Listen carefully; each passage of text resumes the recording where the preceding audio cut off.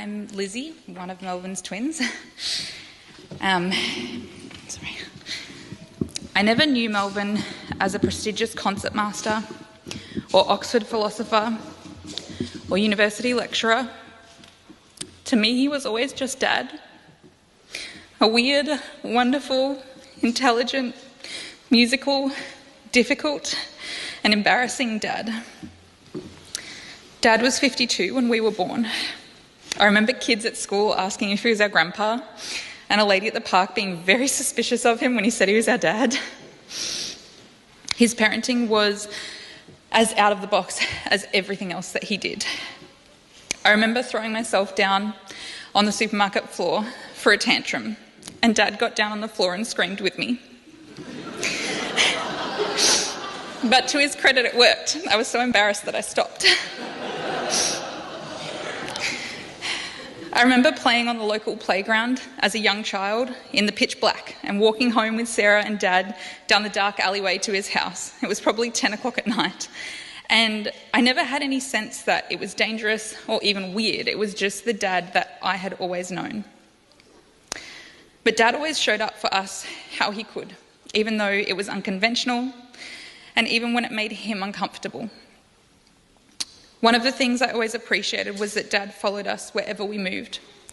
He didn't want to leave New South Wales when we were 8, but he followed.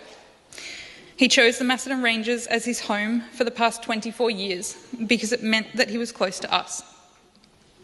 He was determined to have a relationship with his twins, even if we only lived with him every second weekend.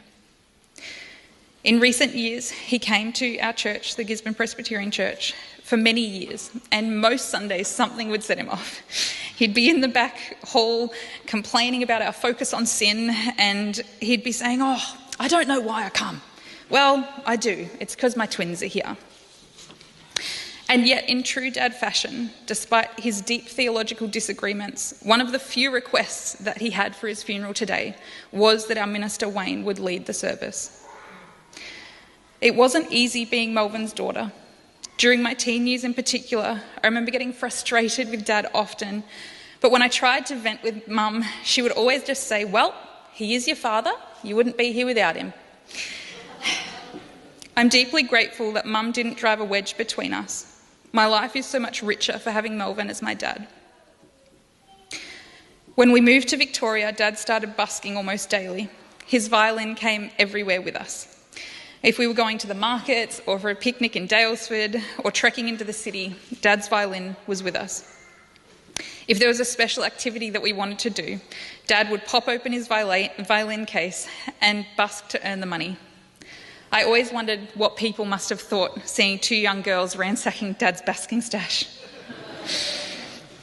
When Dad would busk in the tunnel under Flinders Street station, Sarah and I were around 10 and we'd go roaring around the station together. It was back in the day of the thin cardboard train tickets that people would throw away on the ground when they were done. And we would sift through the tickets to find one that was valid, to go racing up and down the escalators together while Dad played. Dad never cared what was appropriate for a situation. When my husband Steve went to ask Dad for his blessing to marry me, Dad settled in for a 3-hour-long story with details about mine and Sarah's conception and some fertility healing ritual that Dad had taken part in. He gave poor, terrified 20-year-old Steve his blessing, along with a huge ceramic rooster statue as a fertility blessing for us. Steve must have been wondering what he'd gotten himself into. I think a lot of our frustrations and disappointments with the people that we love come from unmet expectations.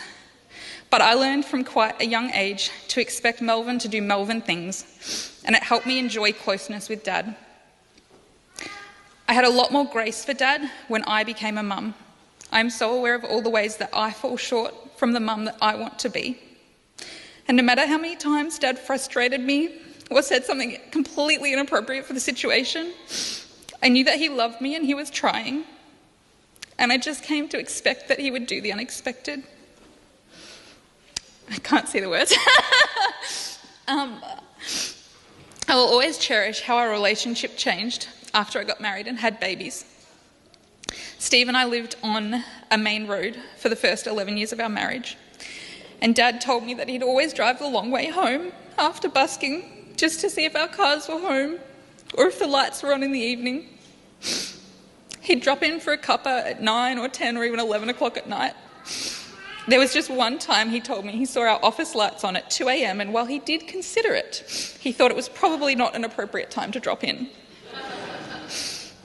As Dad got weaker over the past few years, he didn't often play his violin in our home. He just wanted to talk. He told us that he loved the peace in our home.